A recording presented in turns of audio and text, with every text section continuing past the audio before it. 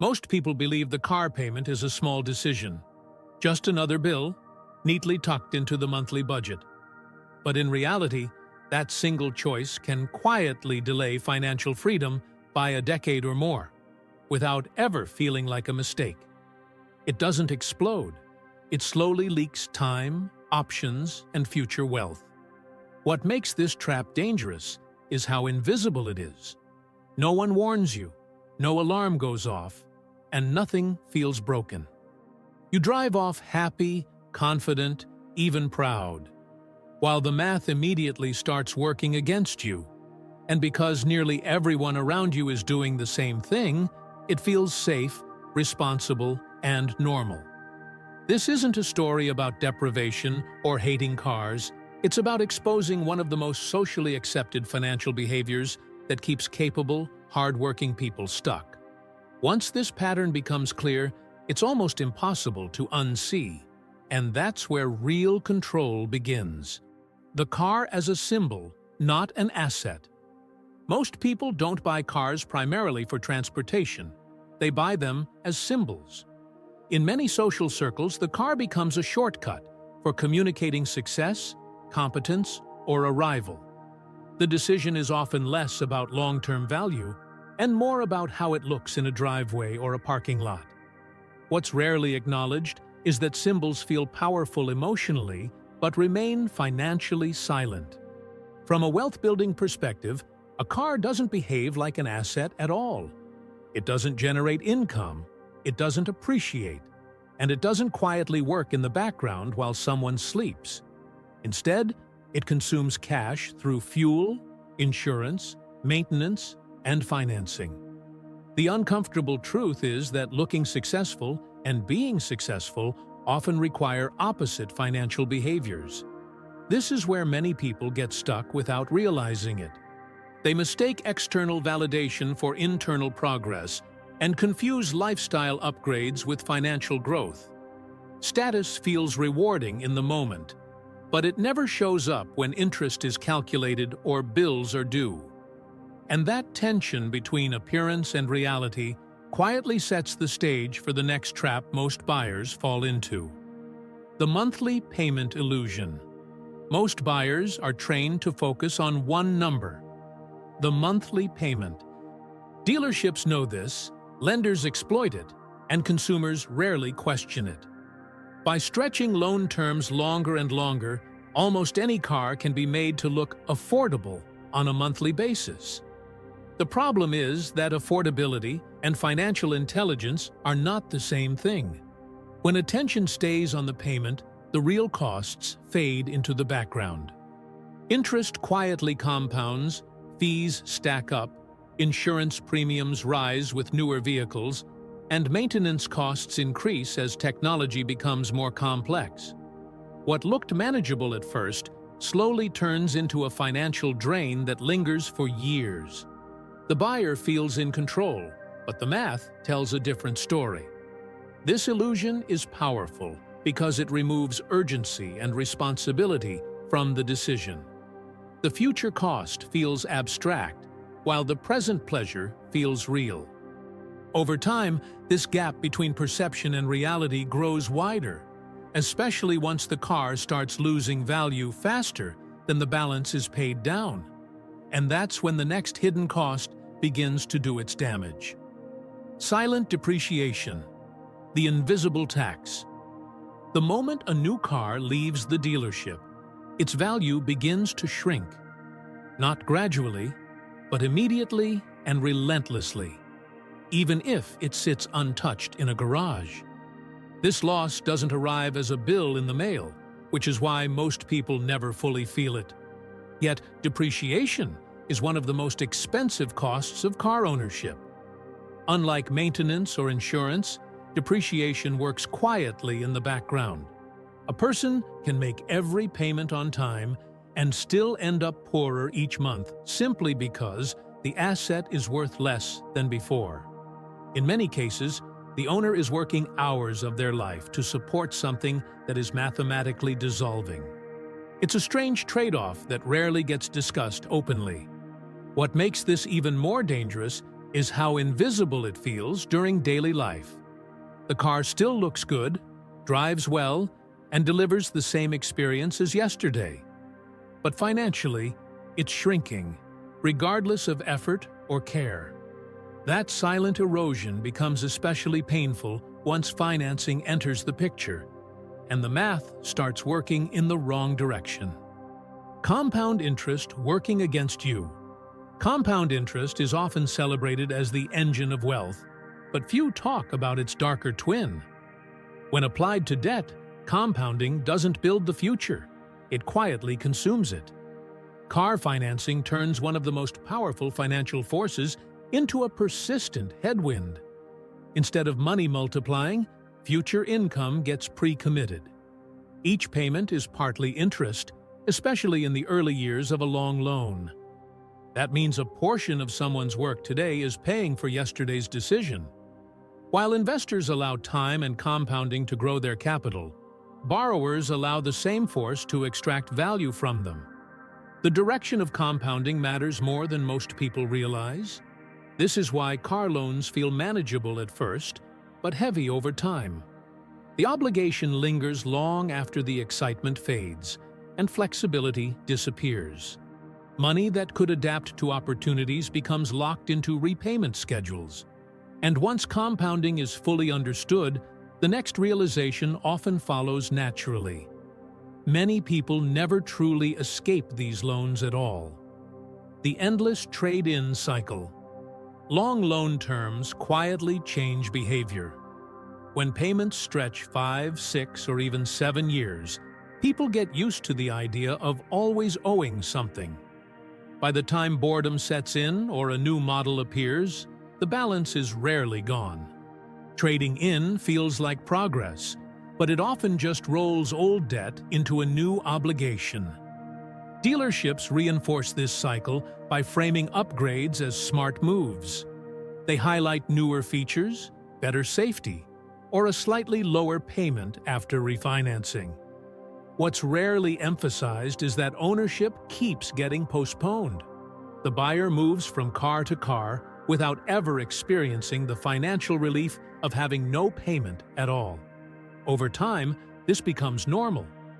A car payment feels as permanent as rent or utilities, something that's simply part of adult life. But that mindset hides a critical truth. Without a payoff moment, freedom never arrives. And this endless loop sets the stage for a much bigger, less visible loss happening in the background. Opportunity cost. The money that never grows. Every car payment represents more than money leaving a bank account. It represents a choice between consumption and growth, whether the buyer realizes it or not.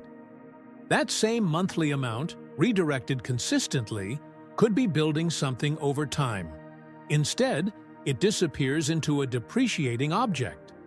Opportunity cost is difficult to feel because it's invisible. There's no statement showing what could have been if the money had been invested, saved, or used to reduce other debts. The car still moves. The routine feels normal, and life goes on. But quietly, wealth that might have compounded year after year never gets the chance. This is why car payments often delay bigger financial milestones. Emergency funds grow slower, investments start later, and flexibility shrinks. The cost isn't just what's paid, but what's never allowed to grow. And when this pattern repeats across income levels, it reveals a surprising contradiction that many high earners experience. High income, low wealth. A strong salary creates the illusion of safety. With more money coming in, it feels reasonable to upgrade everything at once. Better car, nicer options, longer commitments. The problem is that income alone doesn't create wealth. What's kept and grown does. Many high earners unknowingly build fragile financial lives because their expenses rise just as fast as their paychecks. Car payments play a major role in this contradiction. A higher income makes it easier to justify a more expensive vehicle, even if it locks in years of obligation. On paper, The lifestyle looks impressive, but underneath, there's very little margin. One disruption, a job change, a health issue, an economic shift, can expose how little real wealth was ever built. This is how people earning good money still feel stuck. They're busy maintaining comfort instead of accumulating freedom. The car becomes part of an identity that has to be sustained, not questioned. And that emotional attachment is often what keeps the cycle alive far longer than logic ever would. The emotional trap of "I deserve it." The phrase "I deserve it" sounds harmless, even healthy. After long hours, stress, or years of effort, rewarding oneself feels justified. The problem isn't the desire for comfort. It's the decision to attach that reward to long-term debt. When emotions drive financial commitments, the cost often lasts far longer than the satisfaction. This mindset reframes borrowing as self-care. A nicer car becomes proof of progress, resilience, or personal worth. But debt doesn't care about intention. It only responds to math and time. What begins as a reward quietly turns into an obligation that demands future effort, even on days when motivation is gone. Over time, this emotional logic becomes a habit. Each upgrade feels earned, each payment feels normal, and questioning the pattern feels uncomfortable. Yet this is often the most expensive justification adults make with money. And once emotion is tied to identity, changing behavior requires a deeper shift in how decisions are made. When the car serves life, not controls. A car is supposed to support daily life, not dictate financial decisions. When chosen based on real use, commute length, reliability, safety, it quietly does its job without demanding constant attention. The problem starts when approval, comparison, or image becomes part of the decision. At that point, the car stops being a tool and starts becoming a financial authority. Simplicity often gets misunderstood as settling. In reality, it creates space, fewer obligations, fewer payments, and more options.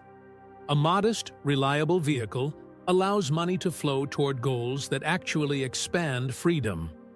The relief of not optimizing every decision around a car payment is subtle but powerful. This shift in perspective changes how choices are evaluated. Instead of asking what looks best, the question becomes what interferes least with progress. Over time, this approach reduces stress and increases control. And for those who adopt it, a very different kind of buyer mindset begins to emerge. The mindset of the intelligent buyer. Intelligent buyers approach cars with a fundamentally different lens. They see vehicles as temporary tools, not extensions of identity or proof of success. This is why they prioritize paying cash, or very close to it, buying used, and planning to keep the car for many years. The power of this decision isn't loud, but it compounds quietly over time. By avoiding large loans, they protect future income from being pre-spent. Lower insurance costs, fewer taxes, and simpler maintenance follow naturally.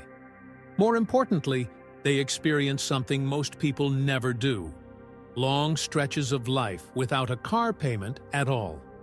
That absence creates financial breathing room that can be redirected toward investments, opportunities, or peace of mind. This mindset doesn't feel impressive in the moment. There's no applause, no visible signal of sacrifice or discipline. But years later, the difference becomes undeniable in flexibility, net worth, and options. And once someone experiences that freedom firsthand, the entire way they evaluate money begins to shift. The car payment trap doesn't disappear with more income, better intentions, or smarter budgeting apps. It only breaks when decisions are made with awareness instead of habit. Choosing differently with cars isn't about punishment or denial. It's about reclaiming future flexibility and reducing silent pressure. Small shifts, repeated over time, create outsized results. The real question isn't what someone drives today, but what that decision makes possible tomorrow. Fewer obligations mean faster progress, clearer thinking, and more room to adapt when life changes. When cars are treated as tools instead of milestones, money starts working with you instead of against you. That's when financial decisions begin to feel lighter, not heavier. So the challenge is simple but uncomfortable. What would change if comfort stopped being financed and freedom became the priority? That question alone can reshape years of outcomes. If this perspective was useful, subscribe to the channel, turn on notifications, and keep learning how small financial decisions quietly shape big futures.